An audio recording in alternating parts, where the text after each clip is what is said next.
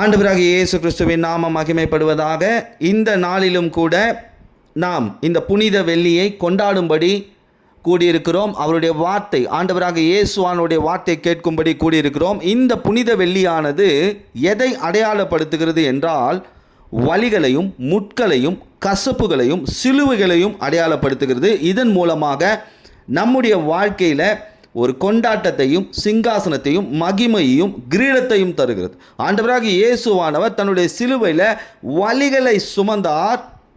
நாம் குருத்தோலை பண்டிகையை கொண்டாடி கொண்டிருக்கிறோம். இயேசுவுடைய சிலுவையை கொண்டாடி கொண்டிருக்கிறோம். அவர் தலையில் முள்முடிகளை சுமந்தார்.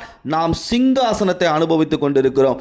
அவர் காடியை குடித்தார், அதாவது கசப்புகளை உள்வாங்கினார். நம்முடைய வாழ்க்கை மகிமையாகவும் மதுரமாகவும் இருக்க வேண்டும் என்பதற்காக அவர் தன்னுடைய சிலுவையை சுமந்தார். நமக்காக நாம் கிரீடம் பெற்று வாழ வேண்டும் என்பதற்காக. இதுதான் இந்த புனித வெள்ளியின் ஒரு மிகப்பெரிய விளக்கமாக இருக்கிறது. ஆனாலும் இந்த நாளில் இந்த புனித வெள்ளியின் நாட்களை கொண்டாட கூடியிருக்கிற நம் மத்தியில் ஆண்டவராக இயேசுவானவர் சொல்லுகிற தன்னுடைய வார்த்தை, நான் உங்களுக்காக பாடுபட்டேன் உங்கள் பாடுகளை மாற்றும்படி. ஆண்டவராக இயேசுவானவர் நமக்காக பாடுபட்டார் நம் பாடுகளை மாற்றும்படி. எத்தனை பேர் விசுவாசிக்கிறீங்க? இன்றைக்கு செய்தி என்னுடைய வாழ்க்கையில் இருக்கிற பாடுகளை மாற்றும், இன்றைய செய்தி என் பாடுகளை மாற்றி என்னை ஆசீர்வதிக்கும் என்ற விசுவாசத்தோட செய்தியை கேளுங்கள். நிச்சயமாகவே ஆண்டவராக இயேசுவானவர் உங்களை ஆசீர்வதிப்பார். இதற்காக நாம் எடுத்துக்கொள்ள போகிறதான வேத பகுதி ஏசாயாவின் தீர்க்க தரிசன புத்தகம் 53ஆம் அதிகாரம் 3ஆம் வசனம் இப்படியாக சொல்லுகிறது, அவர் அசட்டை பண்ணப்பட்டவரும் மனுஷரால் புறக்கணிக்கப்பட்டவரும் துக்கம் நிறைந்தவரும் பாடு அனுபவித்தவருமாயிருந்தார். அவர் எப்படி இருந்தாரா? பாடு அனுபவிக்கிறவராயிருந்தார். யாருக்காக? அவர் நமக்காக பாடு அனுபவிக்கிறார். எதனாலனா, கடவுள் நமக்காக பூமியில் இறங்கி வந்தார், வானத்திலிருந்து இறங்கி வந்தார் பாடுகளை மாற்றும்படி, நம் பாடுகளை மாற்றும்படி. ஆனால் நமக்கு கிறிஸ்துவின் மேலே விருப்பம் இருக்குது. அவர் சிலுவையை பார்த்தா அவர் விருப்பம் இருக்குது. ஆனால் அவருடைய பாடுகளில் விருப்பம் இல்லை. நமக்கு பாடுகளில் என்ன இல்லை? விருப்பம் இல்லை. ஒரு சிலருக்கு இயேசு வேணும், ஆனால் கிறிஸ்துவின் நிமித்தம் வர பாடுகள் வேண்டாம். கிறிஸ்துவின் நிமித்தம் வர பாடுகள் தேவையில்லை. எத்தனை பேர் என் வாழ்க்கையில் பாடுபட்டது நல்லது அப்படின்னு சொல்ல போகிறீங்க? பாடுபட்டால் நிச்சயமாக ஆசீர்வாதம் இருக்கிறது.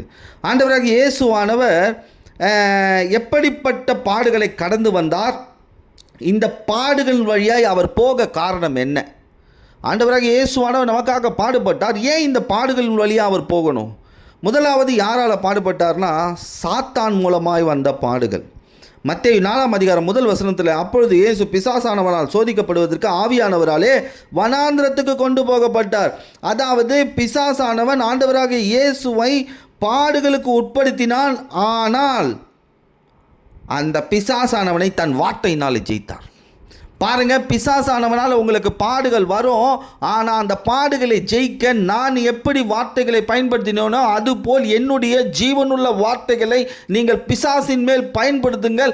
அப்பொழுது அவன் உங்களை விட்டு ஓடி போவான். நிறைய பேர் பிசாசு ஓடணும்னு நினைக்கிறோம், ஆனால் வார்த்தைகளை சரியாக பயன்படுத்துறதில்லை. நமக்கு பாடுகள் வந்தாலும் அந்த பாடுகளை வார்த்தையினால் ஜெயிக்கணும். இந்த பிசாசு எப்படி பாடுகளை கொண்டு வருவான் தெரியுமா? இந்த பிசாசு எப்படி பாடுகளை கொண்டு வருவான்? மத்தேயு 13ஆம் அதிகாரம் 38-39 வசனம் நான் சுருக்கமாக சொல்லுகிறேன். இருதயத்தில் கலைகளை விதைப்பான், பொல்லாத காரியங்களை விதைச்சி விட்டுருவான், பொல்லாத காரியங்களை பண்ணி வாழ்க்கையை இருளாக மாற்றுவான்.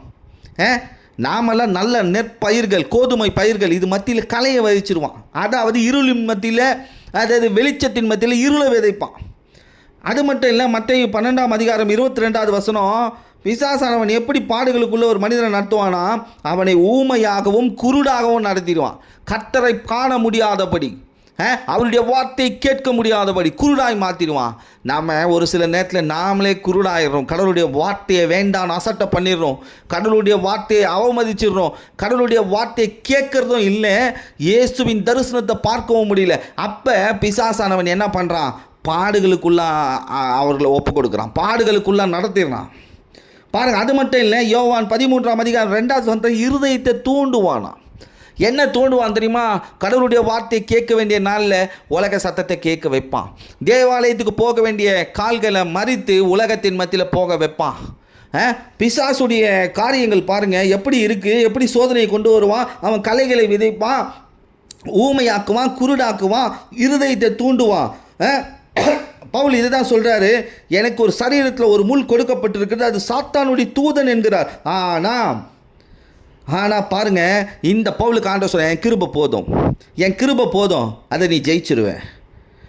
ஆனால் பாடுகள் தான் அதன் மூலமாக சுவிசேஷம் பூமி எங்கும் பரவச்சு பாருங்கள். இந்த பவுல் மூலமாக சுவிசேஷம் பரவுது. அப்போ உங்களை கொண்டு ஒரு நோக்கம் இருக்குது. உங்கள் வாழ்க்கையில் பிசாசானவன் ஒரு சோதனைகளை, பாடுகளை கொண்டு வந்தால் நீங்கள் இயேசுவுக்குள், அவருடைய வார்த்தைக்குள், அவரை தரிசனம் பெற்று அவருக்குள் வாழும்பொழுது உங்கள் இருதயம் அவருடைய வார்த்தையினாலும் அவருடைய மகிமையினால் நிரப்பப்படும் பொழுது இந்த பாடுகளை நீங்கள் ஜெயிச்சிடலாம். ரெண்டாவது பாருங்கள், ஆண்டவருக்கு எப்படி சோதனை வந்தது, அவர் எப்படி இந்த சோதனையை கடந்து போனார் பாருங்கள். இரண்டாவது, தன்னுடைய சுய ஜனத்தினால பாட அனுபவித்தார்.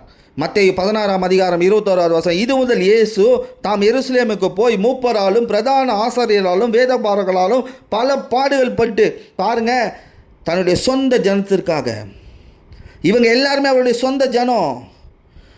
ஆண்டவர் பாருங்க சொந்த ஜனத்துக்காக வந்தார். ஆனால் இந்த ஜனங்கள் அவரே பாடுகளுக்குள்ளே ஒப்பு கொடுக்குறாங்க. மனுஷர்களாகிய நமக்கு சொந்தங்களால் கூட பாடுகள் வரலாம், சொந்த பந்தங்களால் பாடுகள் வரலாம். சில நேரத்தில் மனுஷர்கள் சொந்த பந்தங்களுக்குள்ள பாடுகளை இவர்களே என்ன பண்ணிக்கிறாங்க, வர வச்சுக்கிறாங்க. அப்படி எடுத்துக்கக்கூடாது. நீங்கள் கர்த்தருக்குள் இருந்து, அவருடைய வார்த்தைக்குள் இருந்து உங்கள் இருதயம் இயேசுவினால் நிரப்பப்பட்டு உங்களுக்கு ஒரு சொந்தத்தினால ஒரு பாடு வருதுன்னா அந்த பாடுகளை ஆண்டவராக இயேசுவானவர் மாற்றுவார். நீங்கள் அவருக்கு சொந்தமாக இருக்கும்போது, இயேசுவுக்கு சொந்தமாக இருக்கும்போது பாடுகளை சுலபமாக ஜெயிச்சிடலாம். அப்போ ஆண்டவராக இயேசுவானவர் நம்முடைய பாடுகளை மாற்றும்படி அவர் பாடுகளை அனுபவித்தார். பாருங்கள், சொந்த ஜனத்தினால பாடு. ரெண்டாவது பாடு, முதலாவது சாத்தான் கொண்டு வந்த பாடுகள், ரெண்டாவது மூன்றாவது பாருங்கள் புறஜாதினால். இவர்கள் இயேசு அறிந்தும் இருப்பாங்க, அறியாதையும் இருப்பாங்க. பாதி அனலும் இல்லாமல் குளிரும் இல்லாத ஜனங்கள், புறஜாதி, உலக மனிதர்களால் பாடு. லூக்கா 18:32 எப்படி எனில் அவர் புறஜாதியினிடத்தில் ஒப்பு கொடுக்கப்பட்டு பரியாசமும் நிந்தையும் அடைந்து துப்பப்படுவார். புறஜாதிகள் மத்தியில் பாடு. இந்த புறஜாதிகள் நம்மளை எப்படி தெரியுமா சோதிப்பான், எப்படி தெரியுமா நம்மளை பாடுகளுக்குள்ளே நடத்துவான். முதல்ல பாருங்கள், விலைக்கு வாங்க நினைப்பான். நெகோமி 5:8 சுருக்கமாக சொல்கிறேன். விலைக்கு வாங்க நினைப்பான். எதையாவது ஒன்று கொடுத்து, எதையாவது ஒன்று பண்ணி நம்மை அவர்கள் பக்கமாக இழுக்க நினைப்பார்கள். ஆனால் இயேசுவானவர் நம்முடைய பாவங்களை, சாபங்களை மீட்கும்படி அவர் ரத்தத்தை சிந்து, அவர் ரத்தத்தினாலே நம்மை மீட்டிருக்கிறார்.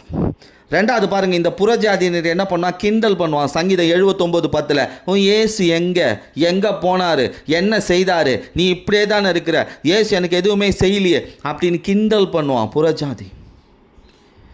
இந்த புறஜாதி என்ன பண்ணுவான்னு தெரியுமா? பவுலையும் பர்னாபாவையும் பாருங்கள், அப்போஸ்தலர் நடபடிகள் 14:2-5 அவமானப்படுத்துவான், கல்லெறிவான். வார்த்தையெல்லாம் கேட்டுப்பான், சுவிசேஷத்தை கேட்டுப்பான், ஜபத்தை கேட்டுப்பான், தரிசன வார்த்தையை கேட்டுப்பான், ஆனால் அவமானப்படுத்துவான். இதுதான் புறஜாதிகள் மத்தியில் வரக்கூடிய பாடுகள். கல்லை விட்டு அடிப்பான், பொல்லாத வார்த்தைகளை கொண்டு நம்மளை காயப்படுத்துவான். இதுதான் புறஜாதிகள் மத்தியில் பாடு. ஆனால் ஆண்டவர் சொல்கிறாரு புறஜாதியின் உலகத்தில் மத்தியில் பாடு அனுபவிக்கிறீர்களா? காரணம் இல்லாமல் பாடுகள் வருதா? அந்த பாடுகளை நான் மாற்றிட்டேன். இன்றைக்கு சிலுவையில் அந்த பாடுகளை நான் மாற்றிட்டேன். புறஜாதிகள் மத்தியில் நான் பாடுபட்டுட்டேன்ப்பா, இனிமேல் நீ பாடுபட மாட்டேன். 3 காரியங்களை சொல்லியிருக்கிறேன். அவர் பாடுகளின் வழியாக எப்படி போனார். 4வது பாடு சீஷர்கள் மூலமாக, அதாவது சொந்த குடும்பம் மூலமாக பாடு அனுபவிக்கிறார். சொந்த குடும்பம்னு அவர் நினைக்கிறாரு, ஆனால் அவங்க அதை நினைக்கல. அவங்க சுயநலமாக இருக்காங்க. பாருங்கள், யூதாஸ் அவரை காட்டி கொடுக்குறான். எப்படி காட்டி கொடுக்குறான் பாருங்கள், முத்தம் கொடுத்து காட்டி கொடுக்குறான். ஒரு அன்பை காமிச்சு அவரை டைவர்ட் பண்ணுறான். அன்பை காமிச்சு பிசாசுக்கிட்ட காமிச்சு கொடுத்தான். ஒரு முத்தம் அன்பின் அடையாளம். போலியான அன்பினால் சிக்க வைக்கிறது. அது ஒரு பாடு. போலியான அன்பை உங்கள் வாழ்க்கையில் அது மெய்யான அன்பு என்று ருசி பார்த்து விட்டு அது போலியான அன்பு என்று தெரியும் பொழுது அது ஒரு பாடாக மாறிடுது. ஆண்டவர் சொல்கிறாரு, அப்படிப்பட்ட பாடுகளை நான் மாற்றுவேன். பாருங்கள், இந்த பேதுரு கர்த்தரால் தெரிந்து கொள்ளப்பட்டவன். பேதுரு பாடுபட்டான் பாருங்க. இந்த பாடு எப்படின்னா வார்த்தையினால். அவனும் பாடுபட்டான். வார்த்தையினால் இயேசுவை மறுதலித்து என்ன பண்ணான்? அவரை பாடுபடுத்திட்டான். இந்த யோசேப்பு பாடுபட்டான். பழைய ஏற்பாட்டில் எடுப்போம். யோசேப்பு சகோதரர்களால் பாடு. ஆனால் எகிப்தில் கர்த்தர் கொண்டு போய் அவனை என்ன பண்ணார்? பாடுகளின் மத்தியில் அவனை சிங்காசனத்தில் அமர வைத்தார். இன்று நீங்கள் விசுவாசத்தோடு இந்த செய்தியை கேட்டுக்கொண்டிருப்பீர்கள். ஆனால் உங்கள் பாடுகளை மாற்றி ஆண்டவர் உங்களுக்கு சிங்காசனத்தை கொடுப்பார். மத்தேயு 26ஆம் அதிகாரம் 56வது வசனத்தில் சீஷர்கள் அவரை விட்டு ஓடி போனார்கள். ஓடியே போயிட்டான். நம் பாடுகள் மத்தியில் யாருமே இருக்க மாட்டான். விட்டு ஓடி போயிடுவான். சிலர் விட்டு ஓடிடுவான். நம்ம எந்த சூழ்நிலையில் இருந்தாலும் நம்மோடு இருப்பவர் இயேசு மட்டுமே. நம் பாடுகளை மாற்றும்படி அவர் நம்மளோடு இருக்கிறார். இயேசுவானவர் பாடுகளை அனுபவித்தார். நம் குடும்பத்தின் மத்தியில் பாடுகள் அனுபவிக்கக்கூடாது என்பதற்காக அவர் தன்னுடைய பாடுகளை என்ன செய்தார்? சிலுவையில் செய்து முடிக்கிறார். பாருங்கள், உலக மனிதர்கள் மத்தியில், சொந்த குடும்பத்தின் மத்தியில் நம் பாடுபடக்கூடாது. 4 காரியங்களை சொல்லியிருக்கிறேன். சாத்தான் மூலமாய் வருகிற பாடு, தன்னுடைய சுய ஜனத்தினால் அனுபவித்த பாடு, 3வது புற ஜாதி உலக மனிதர்களில் பாடு, 4வது சொந்த குடும்பத்தில் பாடு. இப்போ இவ்வளவு பாடுகளை அனுபவித்தார் நாம் ஆசீர்வாதமாக வாழ வேண்டும் என்பதற்காக. நம்ம வாழ்க்கை ஆசீர்வாதமாக இருக்கணும். இவன் சாத்தான் கையில் மாட்டிக்கிட்டான், அதை எப்படி ஜெயிக்கலாம்? உலகத்தின் மனிதர்கள் மத்தியில் மாட்டிக்கிட்டால் எப்படி ஜெயிக்கலாம்? புற ஜாதிகள் மத்தியில் மாட்டிக்கிட்டால் எப்படி ஜெயிக்கலாம்? சொந்த குடும்பம் எதிர்த்து நிற்கிறோம், அதை எப்படி ஜெயிக்கலாம்? அந்த பாடுகளை மாற்றும் அந்த வல்லமையையும் அந்த சூட்சமத்தையும் ஆண்டவர் என்ன பண்ணியிருக்கார்? நமக்கு சிலுவையில் பிசாசுக்கு தெரியாமல் நமக்கு சொல்லி கொடுத்துருக்கிறார். நான் அப்படி தான் சொல்லுவேன். பிசாசுக்கு தெரிஞ்சிச்சுன்னா அதை தான் என்ன பண்ணுவான்? எடுக்க முயற்சி செய்வான். அப்போ பாருங்கள், அவர் பாடு அனுபவித்தார் நாம் ஆசீர்வாதமாய் வாழ வேண்டும் என்பதற்காக. இதை தான் ஏசாயா எழுதுகிறார் 53ஆம் அதிகாரம் 4வது வசனத்தில். மெய்யாகவே அவர் நம்முடைய பாடுகளை ஏற்றுக்கொண்டாராம். நமக்கு வர வேண்டிய பாடுகள், நியாய தீர்ப்புகள், சாபம் எல்லாத்தையும் அவர் ஏற்றுக்கொண்டார்.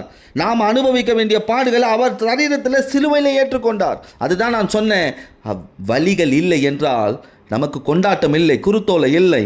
அவர் தலையில் முள் இல்லை என்றால் நமக்கு சிங்காசனம் இல்லை. அவர் கசப்பை காடியை உள்ளே எடுத்துக்கொள்ளவில்லை என்றால் நம் வாழ்க்கை மதுரமாய் மாறாது, மகிமையாக இருக்காது.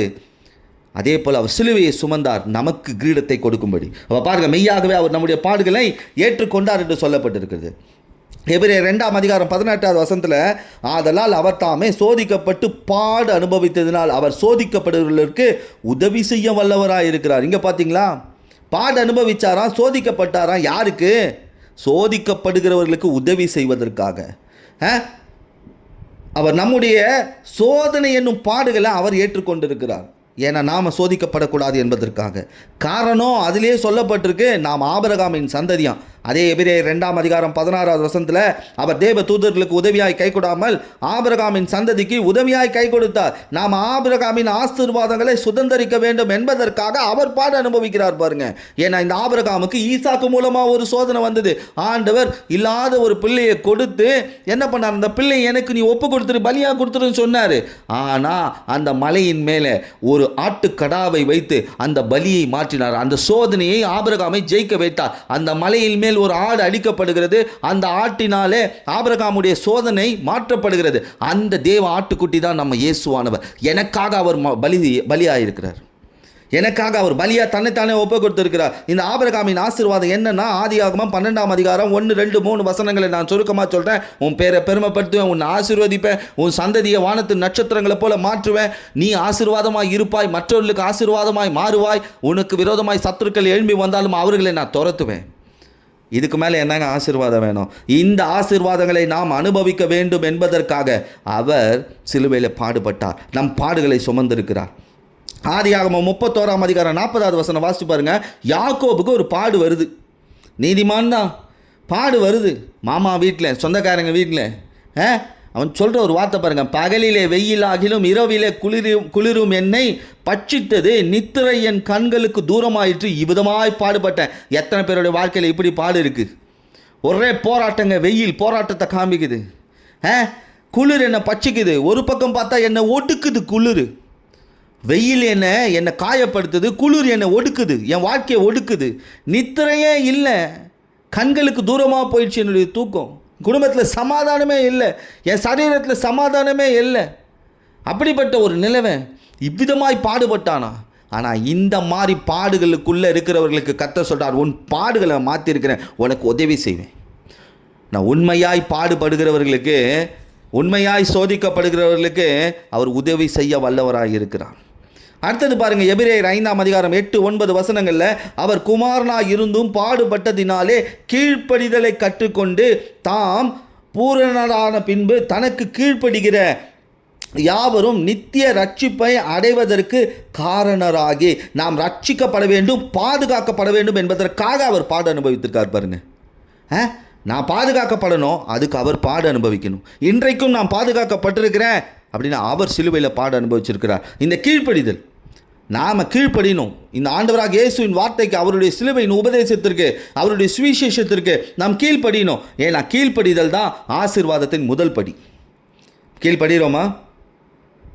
அப்போ நம்முடைய பாதுகாப்பு எங்கே இருக்குது? அவருடைய ரத்தத்தினாலே, அவர் ரத்தத்தை சிந்தி அதை உறுதிப்படுத்தி இருக்கிறார். ஆட்டோகிராஃப் போட்டிருக்காருங்க சிலுவையில். உன்னை பாதுகாக்கிற ரத்தத்தை கையெழுத்து போட்டிருக்கார். யாராவது உங்களுக்காக அது போல் செய்திருப்பார்களா? தன் சொந்த சரீரத்தையும் ரத்தத்தையும் தன்னுடைய உயிரையுமே கொடுத்திருக்கிறாரு. அதுதான் எபிரேயர் 13ஆம் அதிகாரம் 12ஆம் வசனத்தில், இயேசுவும் தம்முடைய சொந்த ரத்தத்தினாலே ஜனத்தை பரிசுத்தம் செய்யும்படியாய் நகர வாசலுக்கு புறம்பே போனார். பாருங்க, இவர் தன்னுடைய உயிரையே கொடுத்திருக்கிறாருங்க. ஏன்னா மனுஷனுடைய உயிர் ரத்தத்தில் இருக்கு என்று லேவியராகமம் 17ஆம் அதிகாரம் 11ஆவது வசனத்தில் சொல்லியிருக்கு. உயிர் ரத்தத்தில் இருக்கிறது. அதை 1 கொரிந்தியர் 2ஆம் அதிகாரம் 8ஆம் வசனத்தில், இப்பிரபஞ்சத்தின் பிரபுகள் ஒருவனும் அறியவில்லை, யாருக்கும் தெரியல, உலகத்தில் இருக்கிறவனுக்கு தெரியல, ரத்தத்தில் தான் உயிர் இருக்குன்னு சொல்லி ஆண்டவராக இயேசுவானவர் தன்னுடைய ரத்தத்தை சிந்தி இருக்கிறார். என் வியாதியை குணமாக்கும்படி, நான் குணமான, என் தரித்திரத்தை ஐஸ்வர்யமாக மாற்றும்படி, என் துக்கம் சந்தோஷமாய் மாறும்படி, என் நெருக்கம் விசாலமாய் மாறும்படி, என் சத்துருக்களை நான் ஜெயிக்கும்படி ரத்தம் சிந்தி இருக்கிறார். நிச்சயமாக நான் ஜெயிப்பேன். அவர் பாடுபட்டார், நான் ஜெயிக்க வேண்டும் என்பதற்காக. அது மட்டும் இல்லை, அவர் பாடுபட்டார் எதுக்கு தெரியுமா? கடைசியாக நாம் பரலோகம் போக வேண்டும் என்பதற்காக. 1 பேதுரு 3ஆம் அதிகாரம் 18ஆவது வசனத்தில், ஏனெனில் கிறிஸ்துவும் நம்மை தேவனிடத்தில் சேர்க்கும்படி அநீதி உள்ளவராய் பாவங்களின் நிமித்தம் ஒரே தரம் பாடுபட்டார்.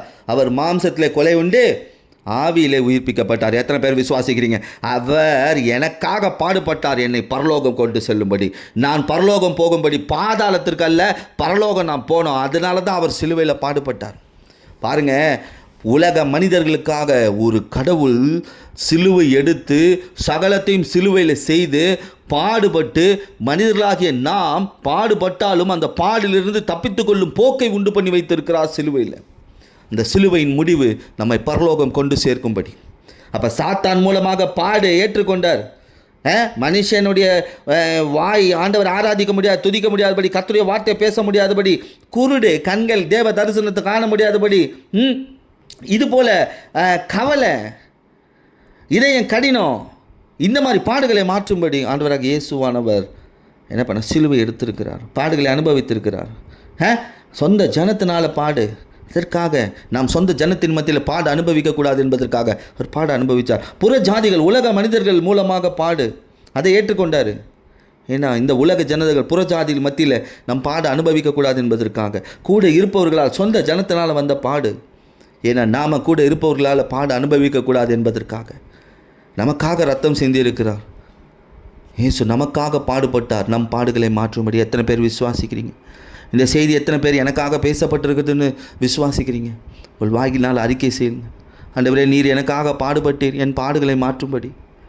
எனக்காக என் வலிகளை சிலுவையில் சுமந்திருக்கிறேன், எனக்காக என் முட்களை உமது சிரசில் சுமந்திருக்கிறேன், என் வாழ்க்கை மதுரமாய் மாற்றும்படி கசப்புகளை குடித்திருக்கிறேன், கடுமையான பாரமான சிலுவை சுமந்திருக்கிறேன். நான் கிரீடம் சூட்டும்படி, நான் சிங்காசனத்தில் அமரும்படி, என் வாழ்க்கை மகிமையாய் மாறும்படி.